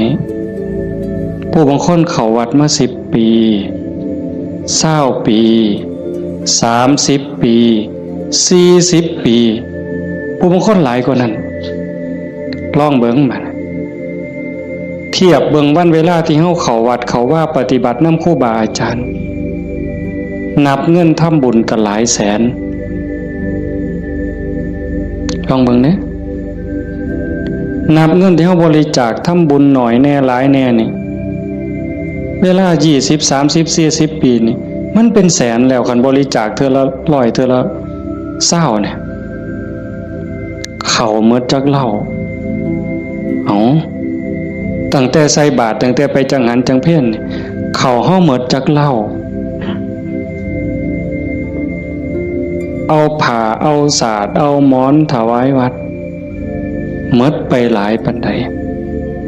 คันเราถึงแง่เป็นบุญแง่ความภูมิใจนี่โยมก็ภูมิใจบ่คักเอาตัวนี้มาเป็นปีติจูงจิตให้เกิดความสงบก็ยังได้เป็นบุญได้เป็นจาคานุสติเนี่ยนำพาจิตไปสู่ความสงบได้อันนี้คือแง่ของบุญก็เป็นที่เพิ่งให้จิตให้ใจอย่างมหาศาลเลยล่ะไปแต่คันว่าถึงแง่ของการพัฒนาเป้าหมายของพุทธศาสนาในขณะที่เสียเงินไปหลายแสนแล้วหมดเงินไปหลายแสนแล้วหมดเข้าไปหลายเหล่าแล้วยกใจขึ้นบ่ใจเฮายกขึ้นได้ส่ำใดความโลภลดลงจักหน่อยบ่ความโกรธลดลงจักหน่อยบ่ความแข็งดีแข็งเด่นลดลงจักหน่อยบ่หือไปวัดแห่งแต่ไปผิดกันอยู่วัดขาดทุนได้นี่ครูบาอาจารย์มีสื่อมีเสียงลังเทื่อก็สิไปญาติกันเป็นที่หนึ่งมันมีอยู่เรื่อยเห็นอยู่หลายหมองโดยเฉพาะโยมฝ่ายอุบาสิกาเฮ็ดหยังก็อยากถวายหลวงพ่ออยากให้หลวงพ่อฉันของเจ้าของใส่ของเจ้าของผู้นี้เฮ็ดอยู่แล้วมีผู้ใหม่มามีการแข่งกันขาดทุนนี่ตัวนี้คือขาดทุนลอดพื้นบ่แม่นขาดทุนธรรมดากิเลสมันบ่ได้ยอมเฮาเด้ไม่ออกสังเกตเด้อย่าเชื่ออาตมานำแม่ได้พระเถาะเพราะฉะนั้นหลวงปู่ชาบ่ได้ถีบพระดอกเนาะได้ไปนวดหลวงปู่แล้วว่าเจ้าของคักหลวงปู่เพิ่นฮู้จักความคือเลยถีบเลยหงายหลังตึงยังจังได้คิดเห็นบ่นี่คือครูบาอาจารย์เพิ่นสอนให้เห็นจิตตัวนี้โยมคันบ่เห็นจิตตัวนี้นี่ง่มซ่าไปอีกโดนเติบเยจิตตังสัญญเมสันติโมขันติมานะพันธนาถ้าบุคคลใดจะพึงตามดูจิตบุคคลผู้นั้นจะพ้นจากบ่วงแห่งมารคันเห็นใจตัวนี้นี่เขาต้องการความสะอาดแม่นบ่ต้องการความสะอาดต้องการความบริสุทธิ์แห่งจิตแห่งใจเนี่ยมันจะเห็นคันบ่จังซั่นเข้าข้างเจ้าของเสยเด้มันมาที่หลังมันสิมาใหญ่กว่าเฮาได้จังใดมันสิมาเป็นที่หนึ่งได้จังใดผิดกันวัดแตกเว้ยมีได้แนวนี้ก็ได้ขาดทุนเสียเงินเสียทองห หาขึ้นใหม่ได้เด้หาเงินแสนเฮาก็ยังมีโอกาสสิหาพ่อโยม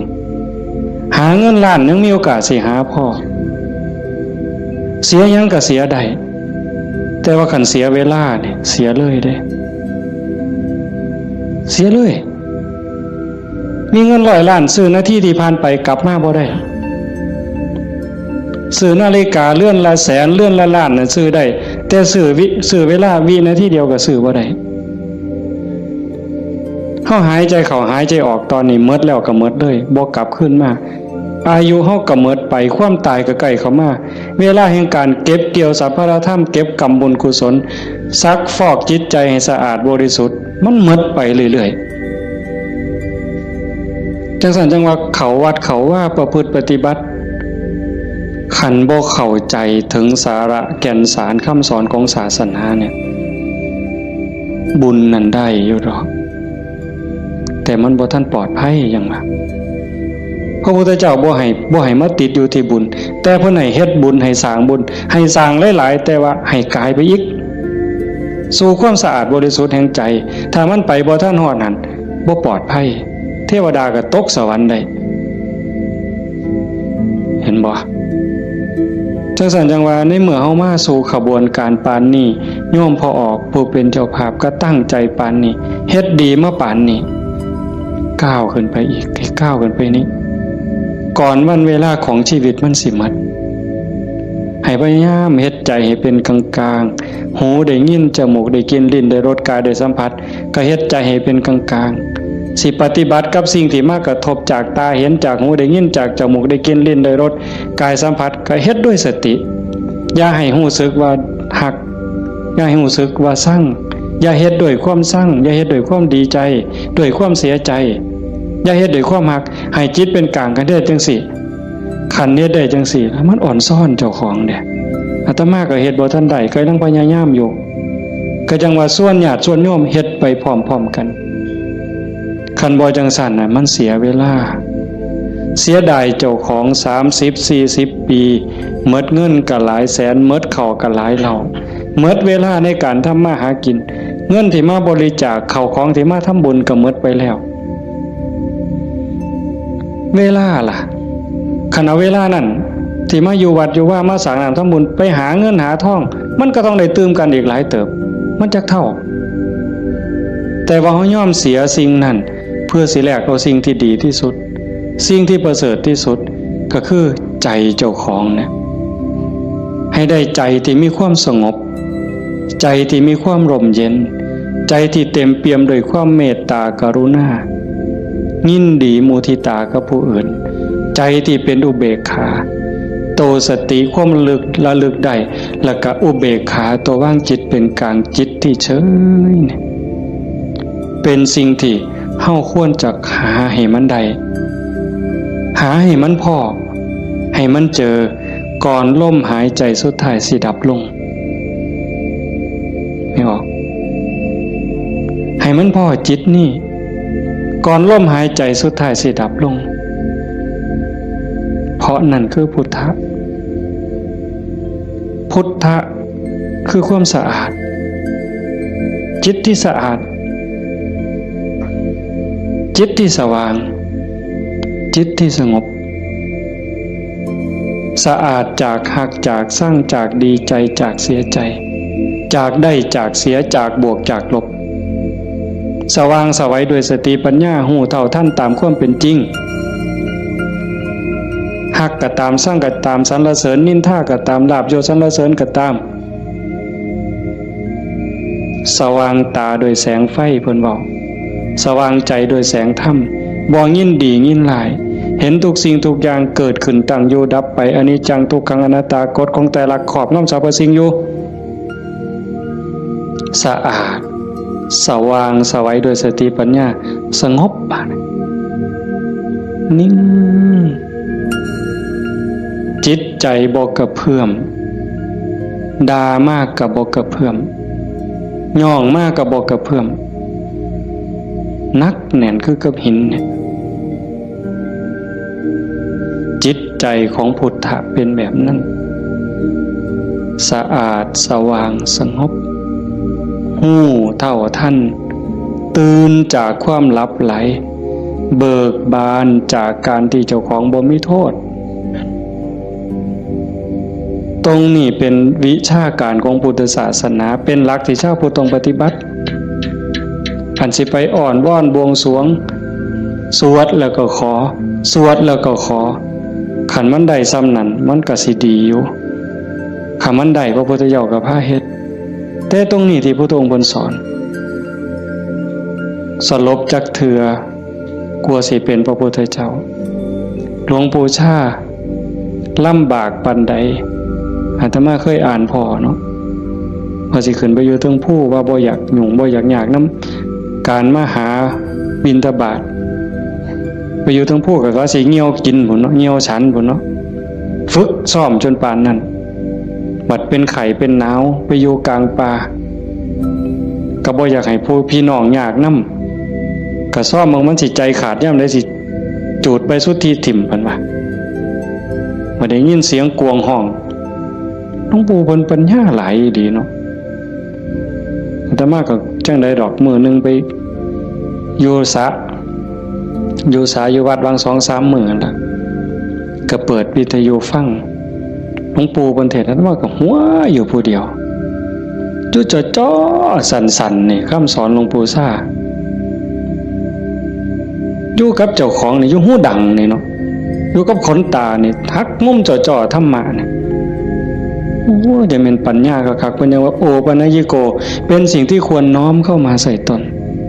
มันบ่อยู่ไสไม่ออกคันเวลามันสิเข้าใจมันสิหูเล็กๆน้อยๆนี่ดอกมันหูในเจ้าของ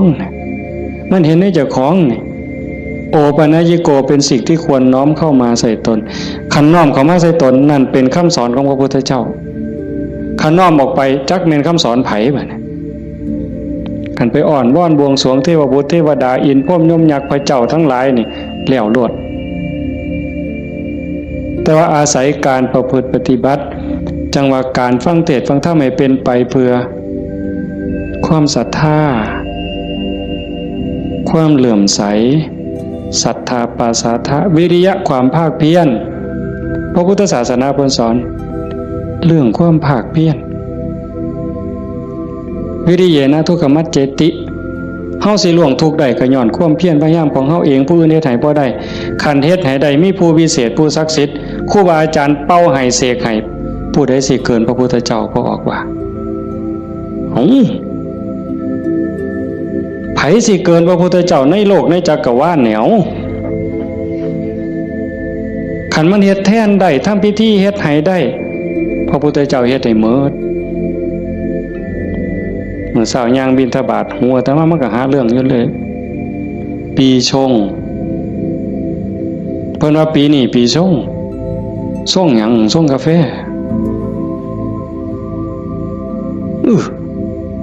มันยากหยังกับปีกับเดือนนั่นเด้อปีชงเนี่ยเพิ่นนัดกันไปสวดมนต์สะเดาะเคราะห์มื้ออื่นทั้งศรีสะเกษพุ่นผู้ปีช่องปีมะยังว่าไว้เฮาบ่เข้าใจปานใดดอกพากันไปสวดไปสะเดาะเคราะห์ไปต่อชะตาไผสิเกินพระพุทธเจ้าลองเบิ่งคันมันเป็นจังซั่นมันเฮ็ดจังซั่นพระพุทธเจ้าเฮ็ดหมดอันไม่ออกมาเฮ็ดนี่ก็ต้องเฮ็ดให้เจ้าของสะเดาะเคราะห์ก็แม่นต่อชะตาก็แม่นเสริมดวงก็แม่นโดยการตั้งสติให้มันฮู้จักอีหยังผิดอีหยังถูกอีหยังควรบ่ควรตรงนี้ตรงมันแม่นพุทธะต้องเฮ็ดแบบนี้เพี้ยนมาจากภพจากศาสตร์คันเฮาบ่มีเชื่อเก่าไม่ออกบ่ออกคันว่ามีเชื่อของนักบวชนักปฏิบัติเป็นเชื่อเป็นอย่างเป็นเผ่าเป็นพันธุ์ไว้ตั้งแต่อดีตเฮาบ่มีมือมาเฮ็ดจังซี่ในเมื่อเฮามีของเก่ามานำพามาสู่การเหตุการณ์ทำจังซี่มีกัลยาณมิตรพาเหตุพาทำให้ทุ่มเทเต็มที่ถือว่าโอกาสได้เกิดมาเป็นมนุษย์ได้พบพระพุทธศาสนามีสติปัญญาหูดีหูชั่วหูผิดหูถูกยังมีสติหูอยู่จังสิเฮ็ดเต็มที่ก่อนมันสิหมดเวลาแล้วอย่าคิดว่าเจ้าของซ่าเด้ไม่ออกญาติโยมอย่าคิดว่าเฮาสิเฮ็ดบ่ทัน ตราบใดลมหายใจยังมีอยู่สติสัมปชัญญะยังหูผิดหูถูกเพิ่นว่าเฮามีโอกาสจนลมหายใจสุดท้ายจนลมหายใจสุดท้ายยิ่งเฮาฟังเทศน์ฟังธรรมอยู่บ่อยๆอยู่ประจำบัดจนหอดเฮาเจ็บเฮาป่วยเฮาใจสิขาดสิล้มสิตายสิ่งที่เฮาฝึกมาตลอดชีวิตทบทวนมาตลอดชีวิตหอดเวลานั้นมันจะว่างแมนบ่แมนก็แล้วแต่สิว่างว่ามันเอาบ่ได้แล้วร่างกายบ่แม่นของเฮาสังขารบ่แม่นของเฮาสรรพสิ่งในโลกบ่แม่นของเฮาดินดอนตอนหญ้าบ่แม่นของเฮาแม้แต่สังขารร่างกายก็สิทิ่มอยู่ไว้ๆนี่ว่างเด้ปล่อยเด้ตัวอย่างที่อาตมาได้พบมาญาติธรรมวันที่9 พฤศจิกาอาตมาว่าจะพาไปสวดมนต์ที่พระใหญ่อำเภอเขืองในเพิ่นนิมนต์ไปเทศน์ก็เลยประกาศชวนญาติชวนโยมไปญาติธรรมกลุ่มหนึ่งผู้เฒ่าหน่อยที่สุดก็60แต่ส่วนใหญ่70ขึ้นไปเกิดอุบัติเหตุโยมอาจจะได้ยินข่าวอยู่ว่าจักรถสิเลี้ยวเข้าพระใหญ่เพิ่นเขืองในเลี้ยวเข้าไป2ขั้นหน้าไปติดหลุมสิลงจากทางลาดยางมันมีหลุมก็คอยหยอดขั้นหน้าคอยหยอดขั้นหลังก็จอดนิ่งๆรถวัดป่าใหญ่เมืองอุบลแล่นมาต่ำเข้าเต็มลำหลังหัวเก่งนั่นคนอยู่ทั้งหลังนี่7อยู่ทั้งหน้า2คนทั้งหน้า2บ่เป็นหยังแต่อยู่ทั้งหลัง7คนนี่ฟ้องลงรถตาย3บาดเจ็บหนัก4เป็นจังได๋พวกผู้เฒ่าทั้งหมดนี่ว่าชีวิตเฮาอันนี้เพิ่นเว้าก่อนเป็นได้เว้ามาเรื่อยๆดอกบ่แม่นเว้ามื้อนั้นเว้าเรื่อยๆเว้าตลอดถ้าเฮาได้เข้าวัดเข้าว่าได้ปฏิบัติเป็นนักรบตายในสนามรบตายยามใดก็บ่ย้านยิ่งไปเฮ็ดบุญตายแห่งแต่ดีว่าจังซี่เลยเด้ตายก็ตายไปแต่ว่าซุ่มยังนี่กระดูกโค้งหักแขนหักกระดูกสันหลังเคลื่อนกระดูกต้นข้อเคลื่อนขาหลุดโบกแม่นมืด2 คนหนึ่งนี่หมอเขาว่าเป็นอัมพาตตลอดชีวิตซอยเหลือเจ้าของบ่ได้อาตมาก็ออกมาบ่ได้เทศน์นำสันดอกได้ยินข่าวอาตมาไปนั่งลงปุ๊บก็เสียงหวอรถดังเลยพอได้ยินข่าวว่าเป็นญาติที่ทำก็แต่ตามเขามาโรงพยาบาลเขืองในพอแต่ไปหอดแม่ใหญ่นึงเขาก็ไปเขามาอุบลก็หลายแล้วแต่แม่ใหญ่นึงนอนอยู่ก็เจ็บแขนหักหน้านี่ลอกหมดเลือดแดงพอแต่เห็นโอ้ยอาจารย์แขวหักเพิ่นว่าแขวเสียไปซ้ำเพิ่นว่าโอ้ยสร้างมันตัวใหญ่บ่ได้ซื้อเพราะบาดดอกแขวเพิ่นว่าเราก็ยังดีใจอยู่เด้หลานหน่อยไปนำมาหลานอาตมาไปนำ2 คนจับมือยายแน่มันหนาวมันสิไปทั้งเพิ่นแล้วนะมันหนาวจับมือยายแน่ให้ยายอุ่นแน่ให้ยายอุ่นแน่เด็กน้อยก็จับผู้คนก็บ่ฮู้เรื่องสลบไปบัดพ่อใหญ่นึงบัดกระดูกหักเขาก็คิดว่าแอวหักถ้ามาก็คิดยากหมอเขาก็มาจับให้เขาก็เพื่อทดสอบว่าเป็นหยังมาสุดท้ายเขาก็ว่าแอวหักกระดูกหักถ้ามาก็โอ้ยตารู้ตนผู้เฒ่าเราก็ถามหาเมียเนาะครูนั่นโยมบ้านฟังเพลอาจจะเห็นพ่อใหญ่ผู้ดำๆมันเพิ่นสิเป็นครูแต่ถ้ามาเอิ้นเทวดาตาบ่เห็นหุ่งดอกผู้เฒ่าขี่รถมาเกือบ20 กิโลรถซาเล้งเพิ่นมานั่นเพิ่นก็ถามหาเมียเพิ่นอาตมาก็บ่ได้ปากดอกแต่หมอไปนำนั่นเพิ่นเว้าก่อนยายเพิ่นก็ถามหาตาอยู่จริงๆเขาไปอุบลตายก่อนหมู่ยายนั่นหมอนเป็นตะเงิดหลายบัดนะอาตมาเยี่ยมอยู่โรงพยาบาลสรรพสิทธิ์ไปเยี่ยมเฒ่าผู้ชายหันก่อนโอ้ยอาจารย์บ่แม่นของเฮาจักอย่างเพิ่นว่าเด้บ่แม่นของเฮาจักอย่างบอกบ่ให้เจ็บมันก็เจ็บมันอยากเป็นหยังมันก็เป็นบ่แม่นของเฮาจังแม่นน้อเพิ่นว่าหลงบ่ของเจ้าของมาตั้งโดนอันนี้ก็ตัวนึงหลังจากนั้นมาเยี่ยมแม่ใหญ่ผู้กระดูกข้อเคลื่อน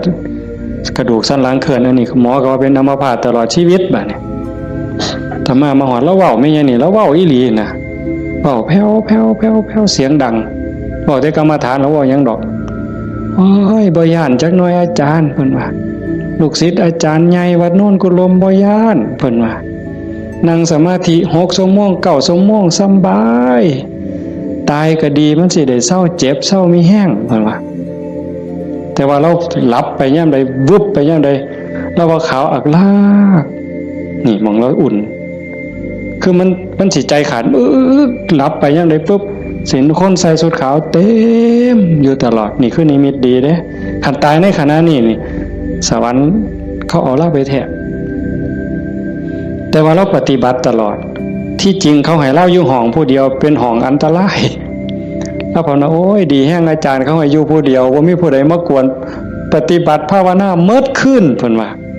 อันบ่ฮู้ทีบเด้นั่นเจ้าของนั่นอันตรายที่สุดเพิ่นว่าเพิ่นสำบายมีผู้ใดมากวนเพิ่นนั่นบัดเอาไปเอามาภาวนาตลอดอยู่โรงพยาบาลตลอดย่างได้ซุมื้อหมอว่าสิเป็นอัมพาตตลอดทั้ง2เท่านี่ตลอดชีวิตเลยซอยเหลือตัวเองบ่ได้แท้เดี๋ยวนี้ย่างได้ทั้ง2คนเห็นบ่มองอัศจรรย์หลายพอใหญ่เข็มนี่ไม่ใหญ่ต้องค้ำเมียตายพอใหญ่ต้องเข็มพอใหญ่เข็มนี่คือทรมานตอนนี้ก็ย่างแล้วโยมไม่ใหญ่สวัสดิ์น้องสาวนั่นตายแล้วอีกผู้หนึ่งธรรมะจือบ่ได้ตายบ่เอาเรื่องกับรถถือว่าเป็นกรรมเป็นเวรเป็นสิ่งที่เกี่ยวเนื่องกันมาใครแม่นเฮาสิว่าแนวใดมองอาตมาเงิดอ่อนซ่อนใจคนน่ะขอบ3ครอบครัวนี่ผู้หนึงเจ็บสาหัสผู้หนึงตายนี่บ่เอาเรื่องกับรถบ่เอาเรื่องกับคู่กรณีถือว่าเป็นเรื่องของบาปของบุญเป็นเรื่องของวัฏสงสารให้แล้วต่อกันเขาก็บ่อยากมาซ่อนเขาก็บ่อยากพาเฮาไปตายนี่มองว่าคุณภาพของธรรมะมองเข้าใจธรรมะมันเฮ็ดใจได้ขนาดนั้นน่ะคักบ่มื้อนี้แม่ใหญ่นึงผู้เตรียมเนี่ยเผาไปวาง 2-3 มื้ออายุ89 ปี7 เดือนผู้หญิงเด้เลี้ยงลูกเมียใหม่ผัวเพิ่นไปมีเมียใหม่เพิ่นบ่เครียดเมียใหม่ออกลูกเพิ่นเอามาเลี้ยงพร้อมเอาไม่ออกเฮ็ดได้วะ นี่คือน้ำใจคนนะแม่ใหญ่นี่เราปฏิบัติธรรมอยู่นำครูบาอาจารย์มาตลอดลูกเราดีหมดทุกคนเป็นหมอ2เป็นครูผู้หนึ่งเป็นเจ้าหน้าก็มีอยู่2คนแต่ว่าหม่องอัศจรรย์คือเราปฏิบัติตลอดโยมไม่ออกสวดปาติโมกข์ได้ที่พระเพิ่นลงปาติโมกข์นี่แม่ใหญ่น่ะเราสวดได้อาตมาสวดบ่ได้หม่องเป็นตะงึดหลายแต่ว่าเราตกศาลาเทื่อนึงยังจงกรมมันมืดตกศาลาสมัยก่อนนั่นขาหักลงว่าซั่นว่าเห็นบ่บัดมื้ออาตมาสิไปเยี่ยมอาตมาไปเทศน์ฟังทั้งครูขันก็เลยว่าสิกายไปทางนั้นลูกชายเพิ่นว่าบ้านอยู่ทางนั้นก็เลยพาไปเยี่ยมลูกชายก็บอกว่าอาจารย์สิมาเยี่ยมแล้วลูกบ่ได้ตลอดแต่ว่าสติเราดีเด้เพราะแต่ว่าอาตมาสิไปเสียงรถก็ไปจอดแล้วลุกขึ้นมานั่งพออาตมาไปนั่งลงแล้วก็กราบได้เท่าเดียวดอกก็นอนมันวิ่นหัวปานนั้นเราก็เว้าธรรมะโต้ตอบได้ทุกเรื่องสติบ่ขาดลูกหลานจักว่าเท่าใดมาเต็มเฮือนแล้วจำได้ฮอดซุมบ่นุ่งผ้าว่ามันชื่อหยังนิสัยมันดื้อบ่ดื้อแล้วฮู้ผู้นี่มองลูกหลานไว้ย่า ยายอยู่อีกเด้อโอ้ยมันถูกมันยากบ่อยู่ดอกอยู่น้ำหลานอีกแน่อยู่โดนแล้วผู้นี้มัดมือสิใจขาดหลานผู้เรียนอยู่จุฬากำลังขึ้นรถลูกชายว่าย่าถาหลานนี่เด้อหลานกำลังขึ้นรถโอ้ยถาบ่ถามันก็บ่แม่นแม่วะแล้ว เป็นเรื่องของเพิ่นเพิ่นว่าเห็นบ่เป็นเรื่องของเพิ่นบ่แม่นเรื่องของญาหมองคักหลายว่าแล้วตายนั่นเอานอนตะแคงข้างขวาเลียนแบบพระพุทธเจ้าเลยสติจำได้มื้อสิตายแล้วกินข้าว3เทื่อได้กินข้าวปกติเว้าได้ปกติเพียงแต่ว่านอนไปแล้วก็มาหลับเอาตอนมาดับไปตอนตีสี่คนตายลูกนี่เป็นหมอ2แล้วก็หลานเป็นหมออีกผู้นึงมันบ่เข้าในทฤษฎีอะโยมพวกนี้อยู่นำคนตายมาตลอดลูกหลานสาวอยู่ห้องชันสูตรพลิกศพพร้อมคนตายเขาเพิ่นพิสูจน์ว่ามันจะเย็นไม่ไงนี่แล้วอุ่นบัดเนี่ยตายไปแล้วจากตีสี่กลัวจนฮอด5 โมงเช้าเดี๋ยวเขาลงเพราะยังอุ่นอยู่แต่เฮ็ดจังได๋บ่ได้เพิ่นก็ลูกชายเพิ่นก็โทรมาถามอาจารย์ที่ว่าแนวใดแต่มาเลยว่าบ่ต้องฉีดยาเด้อสิฟื้นหรือบ่ฟื้นเฮาบ่คิดดอกแต่ว่าบ่ต้องฉีดยาก็บ่ฉีดอยู่จักมื้อหลายมื้อเติบ4-5 คืนพุ่นล่ะแต่มาก็บ่เจอบัดฮอดมื้อสิเผาบัดเนี่ยลูกชายเพิ่นก็โทรมาถามประมาณ3 โมงกว่าเนี่ยอาจารย์เฮ็ดจังได๋บัดเทื่อเปิดโลงออกมานี่หาแม่ยังอุ่นอยู่คือเก่าเนี่ยสิเฮ็ดแนวใดเพิ่นว่าโอ้ตะมาก็บอกบ่ถูกดอกโยมไขเบิ่งซะก่อนว่าซั่นแต่ว่าใส่เพิ่นใส่ตู้ลมเย็นอยู่แต่มันเย็นทั้งหลังนั่นน่ะตะมาก็เลยว่าเอาคันจัก4 โมงก็จังถอดปลั๊กออกเบิ่งเด้อว่าถอดปลั๊กออกเบิ่งเพื่อให้มันปรับสภาพเพราะว่าตัวเย็นนี่มันอาจจะเป็นจากเครื่องใส่ไฟฟ้าหอดประมาณเฮาจะออกประมาณบ่ายโมงก็หากะลามันอุ่นมันยังอยู่ก็จังว่ากันอีกเทื่อนึงบัดสุดท้ายก็แม่นหมดอยู่ดอกเพิ่นว่าอาจารย์ประมาณเที่ยงในเพิ่นโทรมาก็บ่เย็นปานใดแต่ว่าย้ายบ่แข็งเพิ่นว่าเย็นอยู่แต่ว่ามันบ่แข็งคือทั่วไปคันจังซี่ก็หมดไปตามธรรมชาติก็เฮ็ดไปเด้อคือที่เว้าให้โยมฟังนี่หมายความว่าอย่าให้เราปฏิบัติมาตลอดจิตใจเราดีเรางามบ่เคยด่าไผจักเทื่อลูกว่าลูกเมียใหม่เขาผัวก็อยู่นำเมียใหม่นี่เอาลูกมาเลี้ยงแล้วก็ป้อนข้าวทอกันนี่เลี้ยงซ่ากันป้อนปลาป้อนข้าวก็บ่ให้ลูกเจ้าของคำใหญ่กลัวเด้คำทอกันอาบน้ำให้ก็คือกันสอนก็คือกันฮักทอกันใจคนน่ะมันจังว่าคันมันได้ฝึกได้ฝนมันมีธรรมมันก็สุดยอดอยู่นี่โยมพ่อใหญ่พาเฮาประพฤติปฏิบัติเฮ็ดงานจังซี่เฮามาประพฤติปฏิบัติสูงสุดก็เพื่อยกจิตยกใจเด้อสรุปตรงนี้เด้อบุญนั่นเป็นของตายจังได้เฮาก็ได้เต็มที่อยู่แล้วแต่สิ่งสำคัญน่ะให้ยกจิตยกใจเจ้าของให้มันสูงขึ้นจากอำนาจของความโลภความโกรธความหลงความอิจฉาริษยาอาฆาตพยาบาทจองเวรหน่อยเหนือต่ำใจเฮาสิเอาชนะมันได้เฮาสิสูงขึ้นกว่าอำนาจของกิเลสได้ย้อนโยมสังเกตใจเจ้าของย่ามตาเห็นหูได้ยินจมูกได้กินลิ้นได้รสท่านเฝ้าไปเสือมันอย่าไปหักไปสร้างน้ำมันนิ่งแล้วสังเกตความรู้สึกสังเกตความคิดสังเกตความรู้สึกถ้ามันเอียงไปทั้งโลภหลายก็บอกว่าเจ้าของนั้นขี้โลภหลายอยู่ค่อยถอนออกหัดบริจาคหัดแบ่งหัดปันถ้ามันโกรธหลายเห็นอันใดผิดหูผิดตาแล้วงุดหงิดโหนหวยขึ้นเป็นตาสร้างขึ้นมาหูจากมันปรับแล้วก็หูจากเมตตาเขาก็คือเฮานั่นล่ะเขาบ่ทันหูเขาจึงเป็นจังซั่นหูจักให้อภัยฝึกไปคอยยกระดับดวงจิตขึ้นมาให้เข้าใจว่าพระพุทธเจ้าบ่ได้สอนให้เฮาทุกข์พระพุทธศาสนาสอนให้เฮาพ้นทุกข์โกรธก็คือทุกข์โลภก็คือทุกข์หลงก็คือทุกข์เป็นเหตุให้ทุกข์เฮาก็ต้องดับเหตุมันเฮ็ดให้จิตใจเป็นกลางๆฮักผู้อื่นคือฮักเจ้าของหวังดีต่อผู้อื่นคือหวังดีต่อเจ้าของนั่นจิตใจเฮาจะดีขึ้นงามขึ้นมื้อนี้สมควรแก่การเวลาใส่เวลามาหลายเติบชั่วโมงนึงกับ40กว่านาทีเนาะสมควรแก่การเวลาท้ายที่สุดก็ขอ อนุโมทนาสาธุกับญาติโยมผู้เป็นเจ้าภาพผู้เป็นเจ้าของสถานที่และก็ญาติธรรมที่มาจากที่ไกลมาร่วมประพฤติปฏิบัติบำเพ็ญบุญบำเพ็ญกุศลยกระดับดวงจิตดวงใจของเจ้าของให้สูงขึ้นงามขึ้นท้ายที่สุดก็ขอรัตนาอ้างอิงเอาอำนาจแห่งคุณพระศรีรัตนตรัยคุณของพระพุทธเจ้าพระธรรมพระสงฆ์